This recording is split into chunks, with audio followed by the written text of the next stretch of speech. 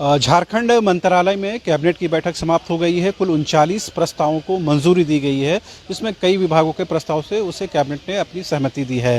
लेकिन अब से थोड़ी देर पहले झारखंड के मुख्यमंत्री हेमंत सोरेन ने एक बड़ा बयान दिया है। अब तमाम लोगों को पता है कि बिहार के मुख्यमंत्री नीतीश कुमार पूरे देश में विपक्षी एकता को एक मंच पर लाने की कोशिश कर रहे हैं। उसी की कड़ी में 12 जून को पटना में एक बैठक बुलाई गई है, जिसमें ये सवाल हेमंत सोरेन से पूछा गया कि क्या आप भी उस विपक्षी खेमे की बैठक में शामिल होंगे। तो मुख्यमंत्री हेमंत सोरेन ने सिर्फ इतना कहा कि अगर तमाम विपक्ष के लोग वहां मौजूद रहेंगे तो विपक्ष के तौर पर उनकी भी मौजूदगी रहेगी। यानी झामुमो के तौर पर झामुमो के कार्यकारी अध्यक्ष झारखंड के मुख्यमंत्री हेमंत सोरेन जी 12 जून को प्रस्तावित नीतीश कुमार की अध्यक्षता में जो बैठक है उसमें वो शामिल होंगे। और जाहिर सी बात है, नीतीश कुमार जिस तरह पूरे देश में विपक्षी नेताओं को एकजुट करने की कोशिश कर रहे हैं, पिछले दिनों उन्होंने हेमंत सोरेन से भी मुलाकात की थी, तमाम जो राज्य के मुख्यमंत्री उनसे मुलाकात की थी। इसी कड़ी में अब 12 जून को वो बैठक बुलाई गई है, जिसमें तमाम विपक्षी खेमे के लोग मौजूद रहेंगे, जिसमें जेएमएम की तरफ से हेमंत सोरेन की भी मौजूदगी रहेगी।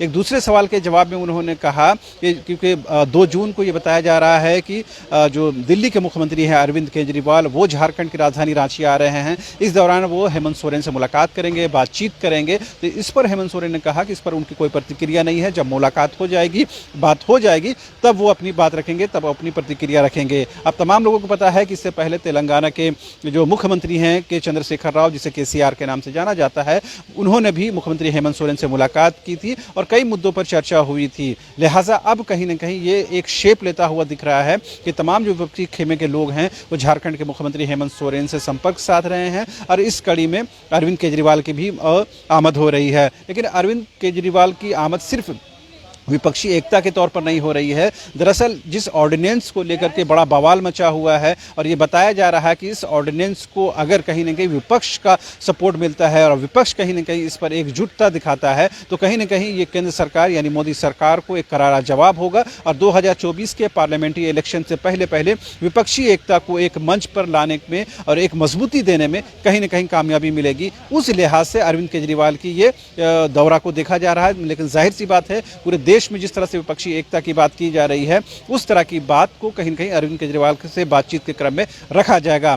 अब से थोड़ी देर पहले जो कांग्रेस के जो प्रदेश अध्यक्ष है राजेश ठाकुर, उनसे जब पूछा गया कि राहुल गांधी की विदेश यात्रा के दौरान बीजेपी ने ऐसा आरोप लगाया है कि उन्होंने लोकतंत्र को अपमानित किया है, भारत को अपमानित किया है, भारत को शर्मसार किया है, तो उन्होंने कहा कि ये कोई बात नहीं हुई। विपक्ष को ये कहने का, झारखंड में जो विपक्षी पार्टी है बीजेपी को ये कहने का अधिकार नहीं है। जब भी राहुल गांधी की इस तरह की यात्रा होती है तो उस पर ये आरोप लगाए जाते हैं जो कहीं न कहीं बेसलेस हैं, बेबुनियाद हैं। इतना ही नहीं, तमाम जो कैबिनेट मंत्री थे उनसे कई सवालों का हम लोगों ने जवाब लिया, तमाम लोगों ने अपनी अपनी जवाबें दी हैं। लेकिन ख़ास तौर पर जो राजेश ठाकुर जो प्रदेश कांग्रेस के अध्यक्ष हैं, जिस तरह से जो उनके विधायक हैं प्रदीप यादव, पोड़ैयाहाट के जो विधायक हैं, उस पर जिस तरह से पहले IT की रेड होती है, उसके बाद ED की रेड होती है, इस पर उन्होंने कहा कि कहीं न कहीं ये चुनाव के मद्देनजर रेड पड़ रहे हैं और पूरी जो कार्रवाई है CBI की हो, ED की कार्रवाई हो, वो सिर्फ और सिर्फ झारखंड में हो रही है। इससे ये कहीं न कहीं लगता है कि जो केंद्रीय जांच एजेंसियों की जो मंशा है, जो उनका इंटेंशन है,